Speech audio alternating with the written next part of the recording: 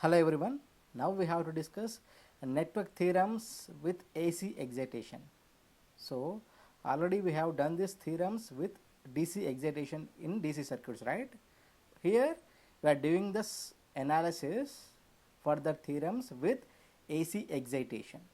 So what is the basic difference between DC excitation and AC excitation? So here we are writing only one point. Here I am providing the basic difference between the theorems when we are dealing with DC excitation and AC excitation.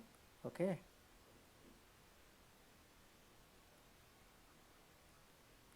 The basic difference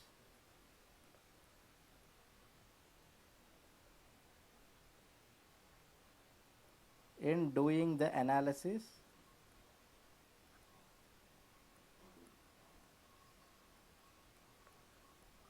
of network theorems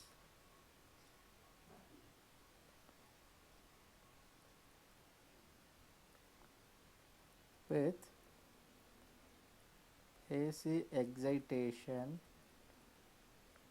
is that the only difference in doing the analysis of network theorems with AC excitation is that the network must dealing with what? Impedances and phasors. This is the only difference. So in case of DC excitation we don't have any phasors, right? Only we are dealing with resistors and the real numbers. But here with respect to AC excitation the network is must dealing with impedances and phasors, that is operation with complex numbers, right? Complex numbers irrespective of what, instead of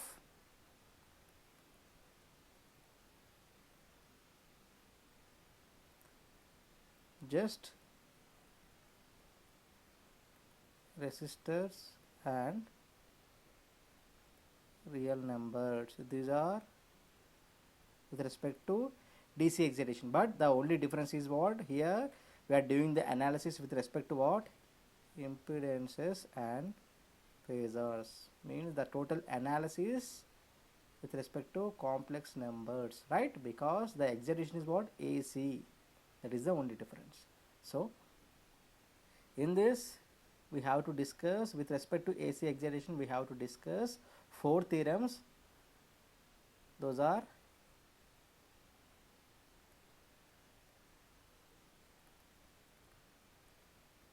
superposition theorem, next Thevenin's theorem, next Norton's theorem,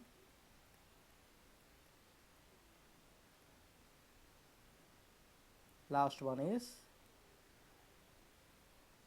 maximum power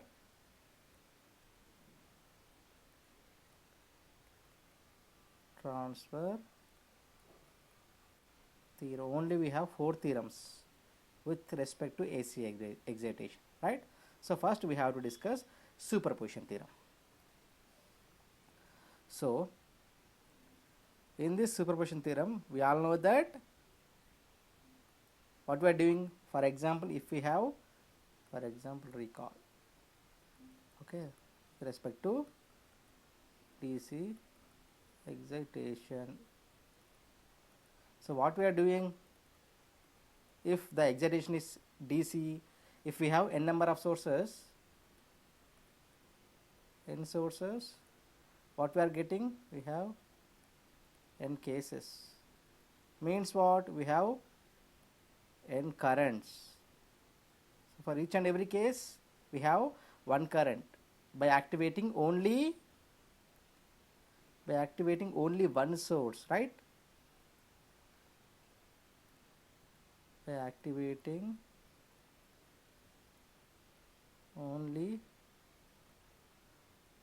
one source in each case. Finally, by using superposition theorem, what we are doing, the net current should be equals to summation of individual currents, right? This plus minus depends upon what? Depends on current direction, right? This is the basic analysis with respect to DC excitation. But coming to AC excitation, we are doing the same analysis, that is,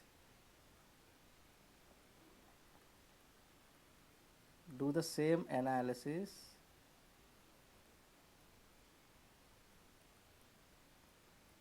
as in the case of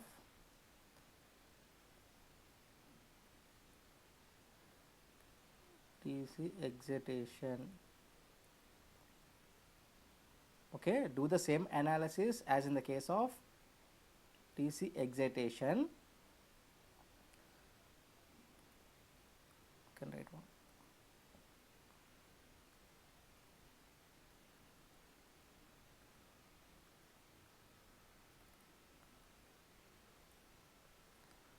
But when it is applicable to dependent sources,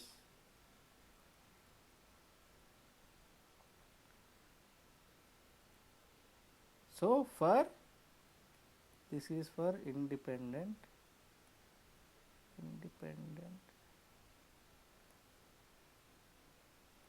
So for the circuit which is having independent sources, do the same analysis as in the case of DC excitation. But coming to dependent sources, but when it comes to dependent sources, what is the important observation here? But when it is applicable to dependent sources, make sure that the dependent source is not having a controlling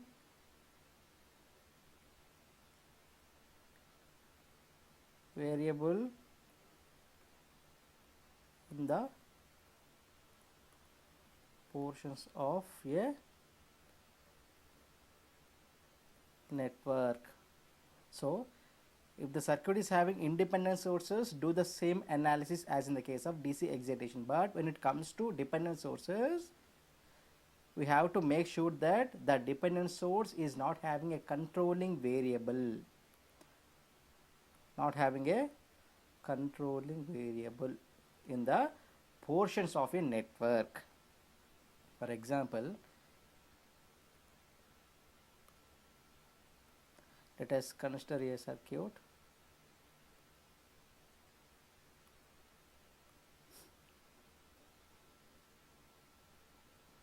Here I am considering a circuit. This is the current source.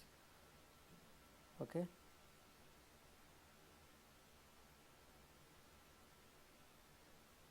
Here we have a branch.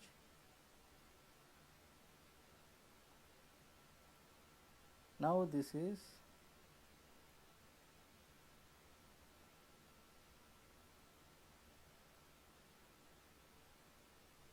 okay, this is load, this is minus plus,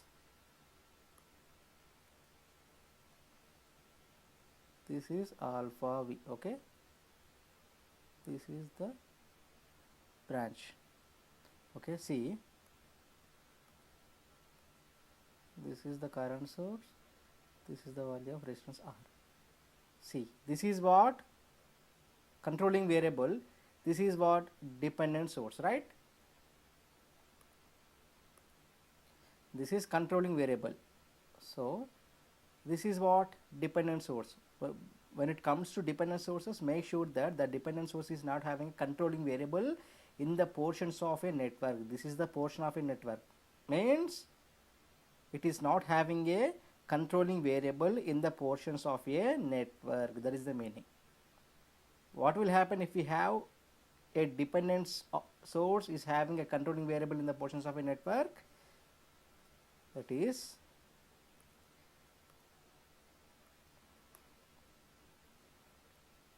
for example, if the current source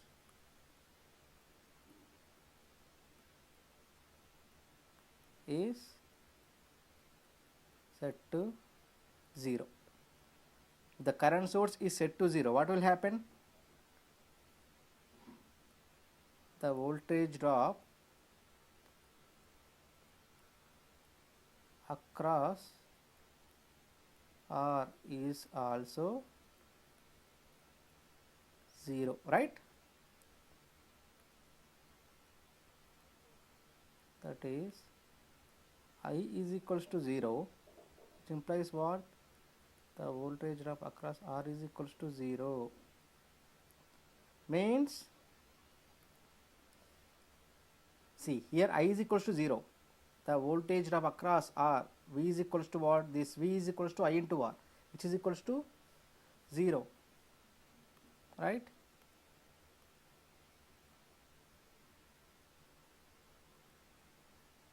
Sorry.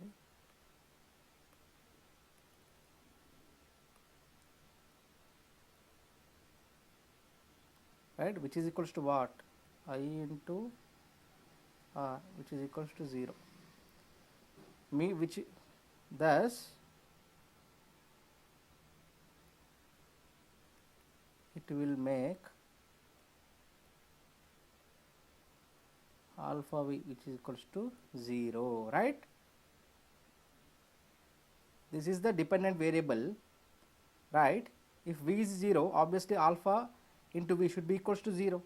Thus the network would then lack of any source. Thus the network would then lack of any source. That is the meaning. So if the network is having a controlling variable within the portions of a network, what will happen if current makes to 0? Obviously the drop across that controlling variable should also be 0. Therefore the value of dependent source should be equals to 0. Then there is no source in the network. Hence it is evident that the superposition theorem cannot be applied at a circuit where the dependent source existing within the circuit contains the variable which is determined by the network to be analyzed. Only the superposition theorem is applicable for dependent sources which is not having a controlling variable within the portions of a network. Okay, or we can write like this: it is evident that the superposition theorem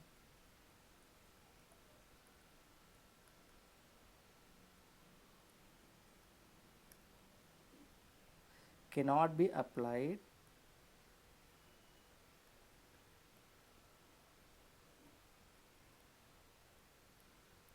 at a circuit where the dependent source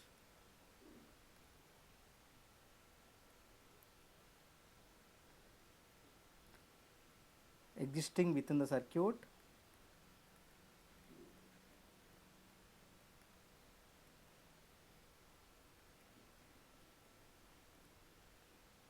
contains the variable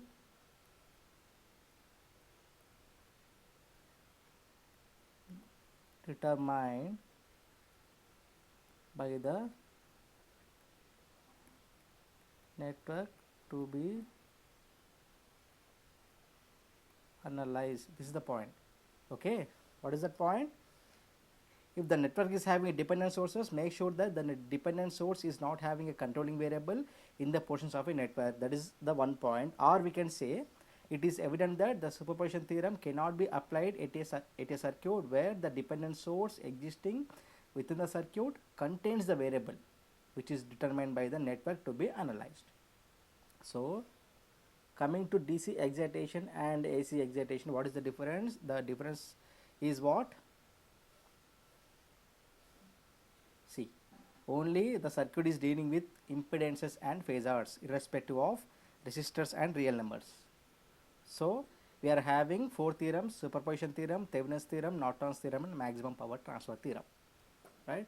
Coming to superposition theorem, if the network is having independent sources, do the analysis same like in the case of DC excitation. But when the network is having dependent sources, make sure that the dependent source is not having a controlling variable in the portions of a network. If we have that controlling variable in the portions of a network, if the current value is equals to 0 or particular voltage equals to 0, in this example here the current value is equals to 0, for that the drop across voltage equals to 0, which means what? That voltage is nothing but controlling variable of the dependent source. Obviously if V is equals to 0, what will happen? That alpha V should be 0.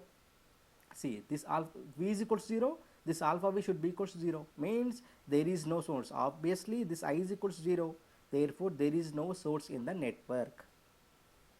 That's why it is evident that the superposition theorem cannot be applied at a circuit where the dependent source existing within the circuit contains the variable which is determined by the network to be analyzed. Okay, this is the concept of superposition theorem. Next we have to discuss the problems based on superposition theorem. And this is the first problem, that is find the current in the resistor RL using the superposition theorem. Okay, from this we can calculate the current through this branch. Let us say this is capital I. Okay, let us say this is capital I. We all know that here how many sources we have? V1 and I1. So overall we have two cases, that is case 1, case 2. At case 1 V1 is active, at case 2 I1 is active. That's it, right? So next solution.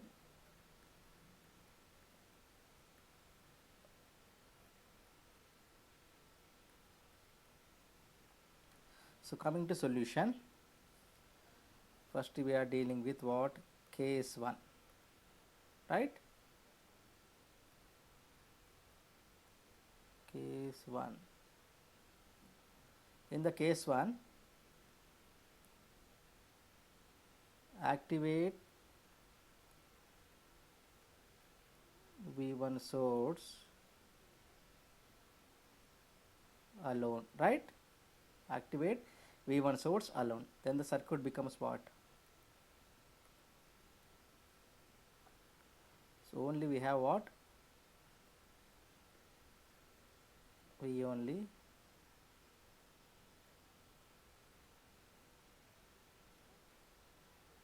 impedance. This is open circuited, right? Because current source is open circuited when voltage source is activated.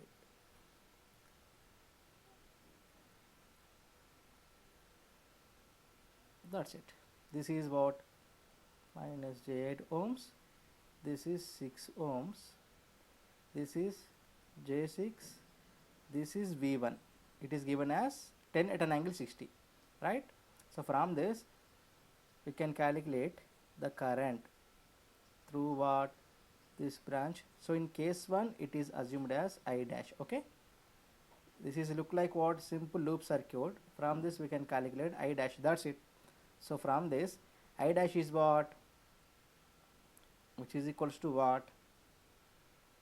Total voltage by Z equivalent. That's it, right? This is the voltage V1 by, from this we can calculate the Z equivalent, that's it. So from this we have to calculate the Z equivalent, right?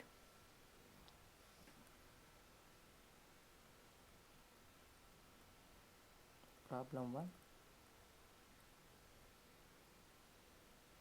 continued.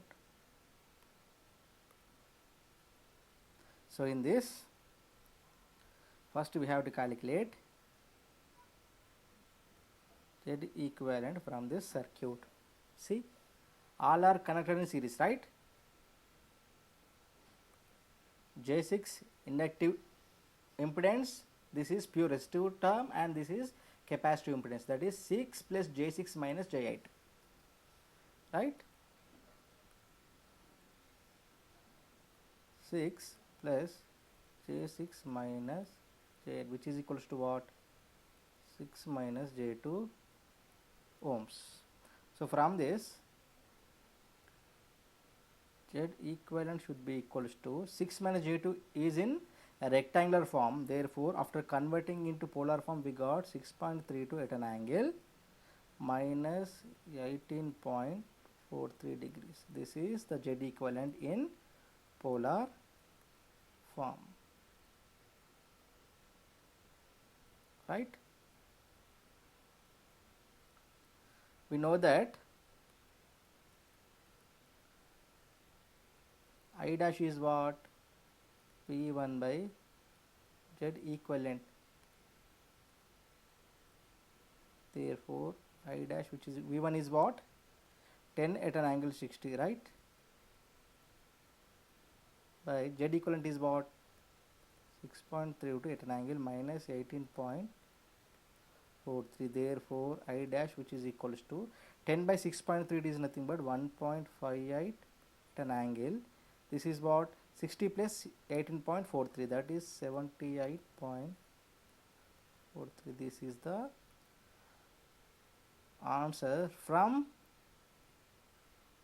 case 1 only. This is not the net current. This is the current through that 6 ohm branch in case 1 when V1 is active alone, right? Completed. Next, coming to case 2.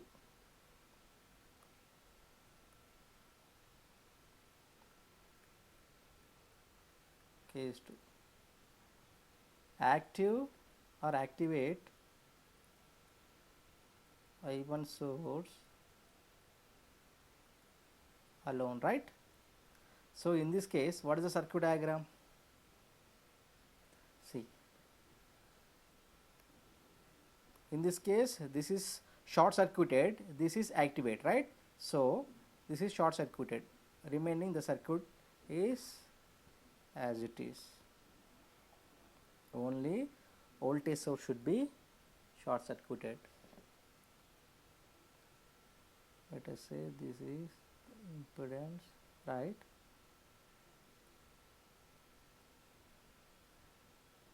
Short circuited. We have a current source, right? And here we have a resistance, right? Next we have minus J8 ohms, 6 ohm branch. This is what is the value of current? We have 2 at an angle 0. This is 2 at an angle 0, right? This is J6. That's it. This is the circuit diagram with respect to case 2. That is activate I1 source alone. So from this, what we have to get? The current through this branch only. That is, let us say this is I double dash. So in case 1 it is I dash. In case 2 it is I double dash. The direction of I dash and I double dash are same. So at last, to get net current we have to add I dash and I double dash. Okay. So from this, this is the total current. This is the I double dash that we have to calculate through this branch. Let us say the current through this branch is, for example, small I. Okay. So this is the total current. Let us say this is capital I. Okay. Or I1. So to get I double dash, that we have to apply current division principle, that is I1 into opposite branch impedance by total impedance, right? That is, to get I double dash, we have to apply current division principle, that is I1 into opposite branch impedance by total impedance is what? J6 plus 6 minus J8, which is equals to what? I1 into J6 by 6 minus J2. That's it, right? So I double dash is equals to I1 into 6 at an angle 90 degrees. 6 minus J2 means what? 6.32 at an angle minus 18.43, right? So we have to substitute the value of I1, then we will get the value of I double dash. Okay, so from this the value of I1 is what? 2 at an angle 0, right?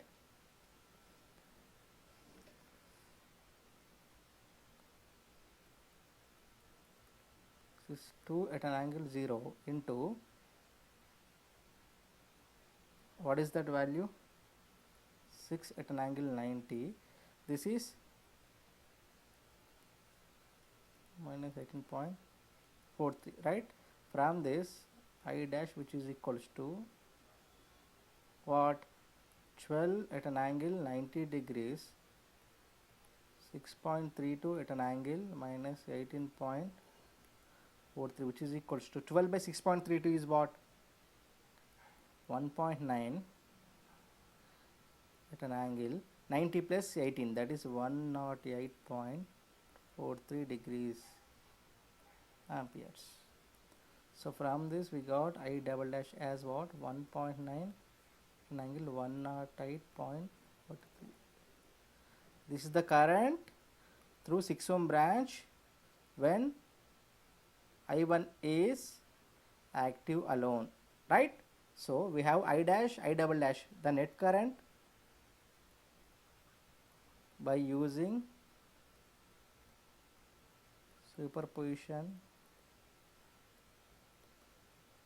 theorem. I is equals to what? I dash plus I double dash only, right? Both are in same direction, the current directions of I dash and I double dash are same. Therefore I is equals to, what is the value of I dash? That is 1.58 at an angle 78.43 plus, what is I double dash? 1.9 at an angle 108.43. So from this I dash is what? We can write 1.58 cos 78.43 plus j sin 78.43, right? Like that, plus 1.9 cos 108.43 plus j sin 108.43. So from this I is equals to what? We got minus 0.6 plus j 1.8 plus 0.32 plus j 1.55. So I is equals to what? Minus 0.28 plus j 3.35. Finally I is equals to what? 3.362 at an angle 94.78. This is the answer. This is the final answer through 6 ohm branch. This is the answer through 6 ohm branch, that is the current through what? 6 ohm branch. This is the answer, right? See, this is the problem. From this we have to calculate the current through this branch. Okay, we are having two sources. So case 1 is what? Activate V1, then open circuit current source, right? Based upon this, this is the circuit. So from this we can get the value of I dash, which is equals to what? Total source by total impedance. From this we can get the I dash is what? 1.58 at an angle 78.43.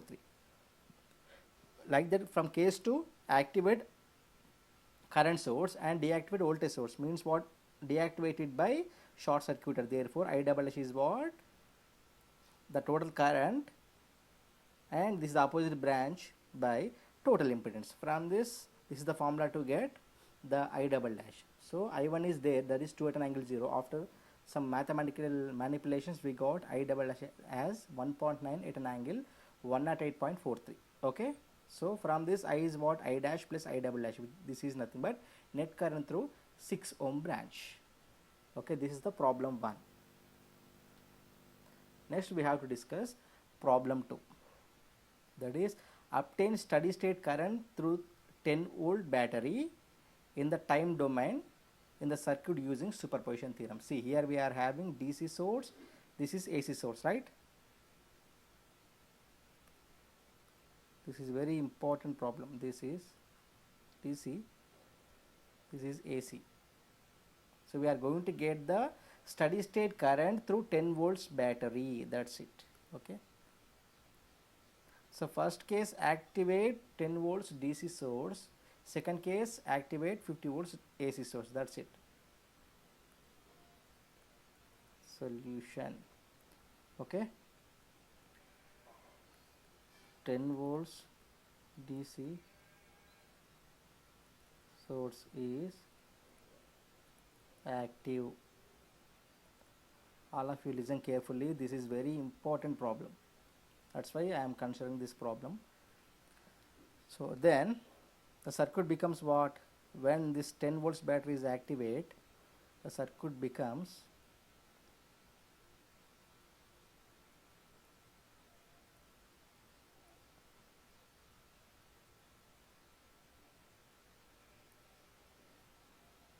this is 5 ohm branch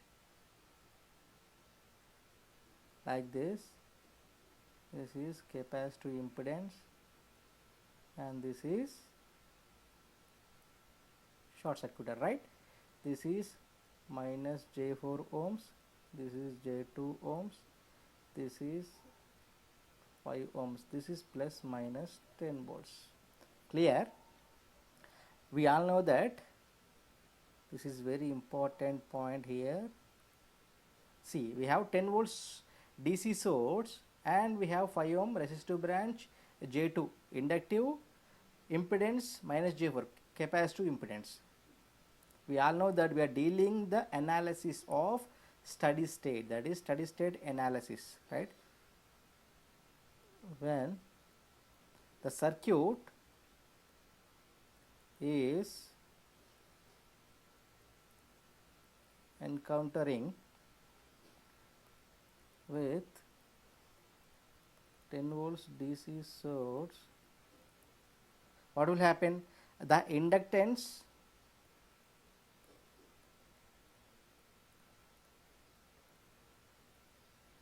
acts as short circuited and capacitance acts as open circuited, right? Capacitance acts as open circuited, right? What is the reason? Since we are dealing with steady state analysis, right? We all know that when we are dealing with steady state analysis, the capacitor, when we provide DC excitation to the capacitor, it acts as open circuited. When we provide DC excitation to the inductor, it acts as open short circuited, right? Initially the inductor acts as open circuited, but under steady state condition, inductor acts as short circuited. That is,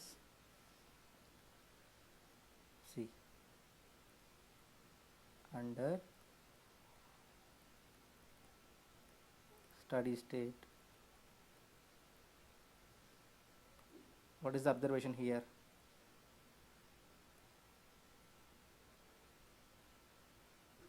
This is what acts as short circuited. Why it is acts as short circuited? We all know the reason, right? Because here VL is equals to L into dI by dt. If current is constant, V is equals to 0. Means what? Short circuited. Right? In this case, capacitive current is what? C into dV by dt. If voltage is constant, current is 0, which is nothing but what? Right? This is the observation.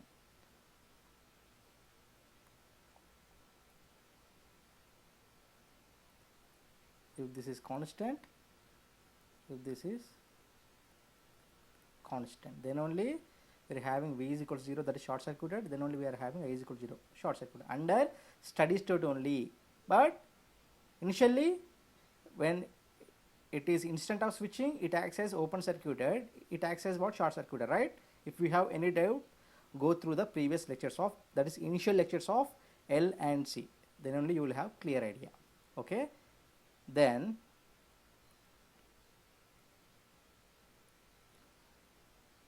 the circuit becomes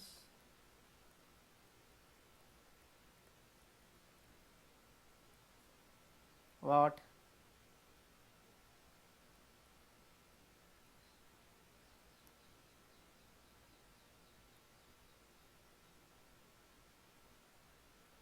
This is what? Inductor short circuited, we have a capacitor open circuited, and we have, right? This is 5 ohm branch, this is 10 volts, right? I forgot to mention the currents, right? Let us say this is the main current I. We have to calculate the steady state current I. So from this is what? I dash. Okay. Now this is I dash, right? This is I dash, which means what? The circuit becomes what? Only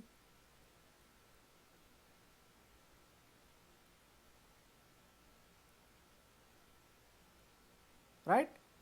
This is 10 volts, this is 5 ohm branch, therefore this is nothing but I dash. From this, what is the value of I dash? Which is equals to 10 by 5, which is equals to 2 amps. So in this case, it is equals to 2 amps, right? So from case 1 we have the current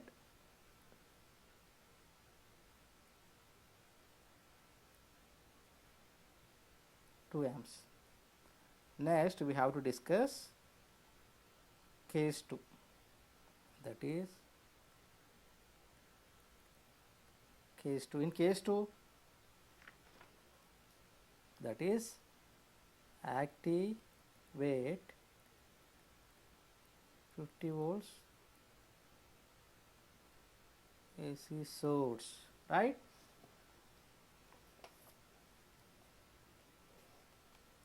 Then the circuit becomes, in this case,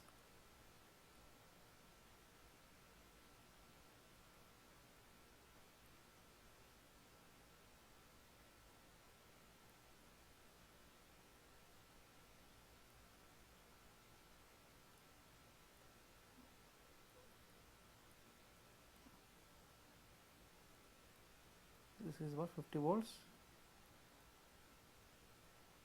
at an angle 0 degrees, right? This is what? Minus J4, right? This is what? What is the value of this? J2. This is J2 ohms. This is what? 5 ohm branches. See, on the RHS side we have a voltage source, therefore let us assume the current in this direction, that is I double dash. Okay, that's it. Based upon this case, when it is 50 volt source is active, this is the circuit diagram, because this 10 volts battery is short circuited, right? Like this we have to provide short circuited. Then from this, I is equals to what? V by Z equivalent.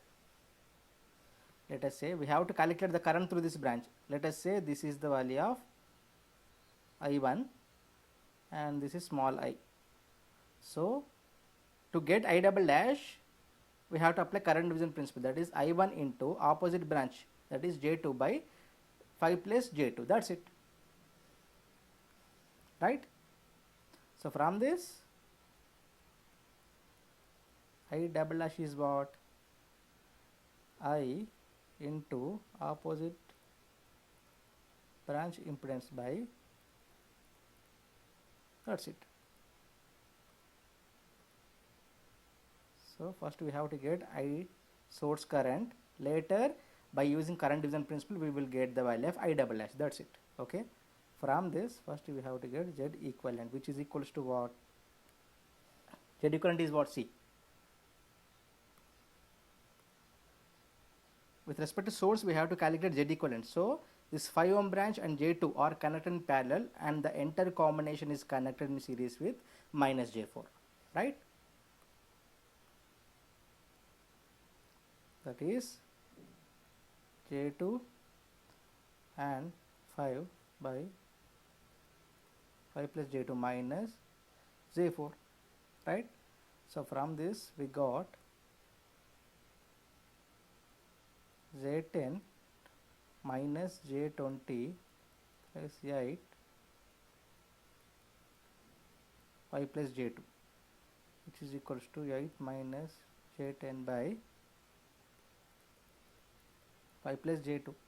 Therefore from this Z equivalent, which is equals to, this is 12.8 at an angle minus 51.34 by, this is 5.385 at an angle 21.8, right, which is equals to Z equivalent, which is equals to 2.377 at an angle minus 73.14 degrees. This is the value of Z equivalent from this. Then we have Z equivalent, therefore I dash source current is what? V by Z equivalent. What is the value of voltage? 50 at an angle 0, right? 50 at an angle 0 by 2.377 minus 73.14 degrees. So from this I dash is what? Which is equals to 50 by 2.337 is nothing but 21.04 at an angle 73.14 degrees. This is the value of current, source current.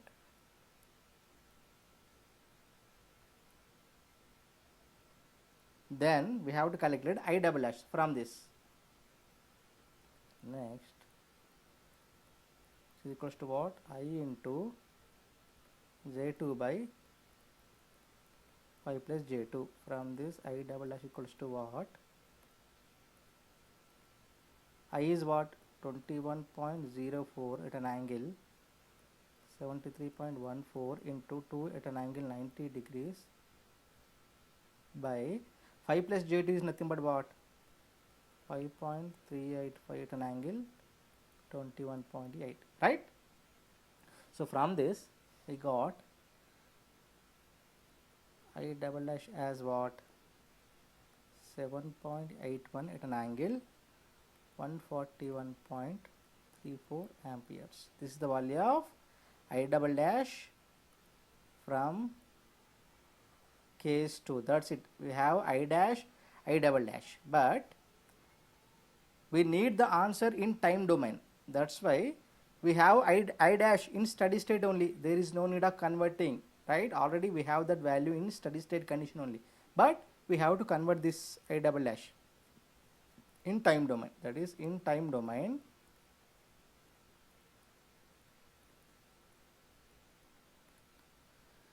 the instantaneous value of current, instantaneous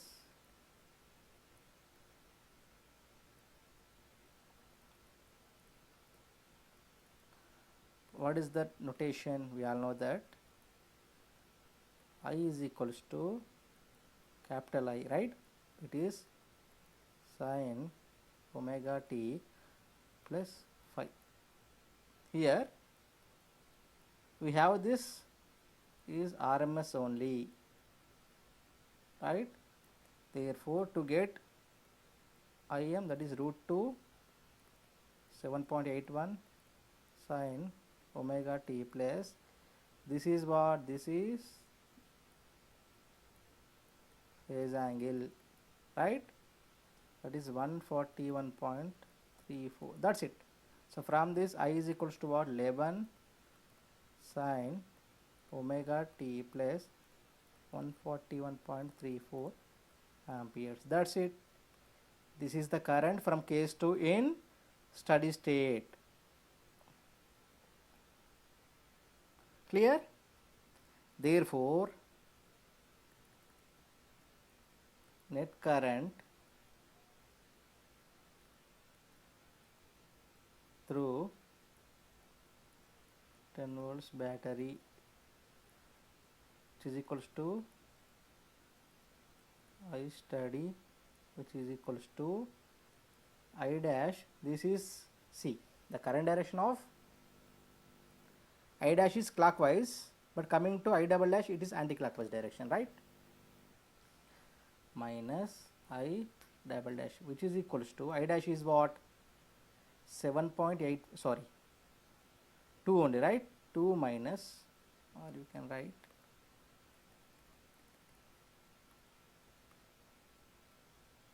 which is equals to 2 minus 11 sin omega t plus 141.34 degrees. This is the value of I steady, right? Amperes.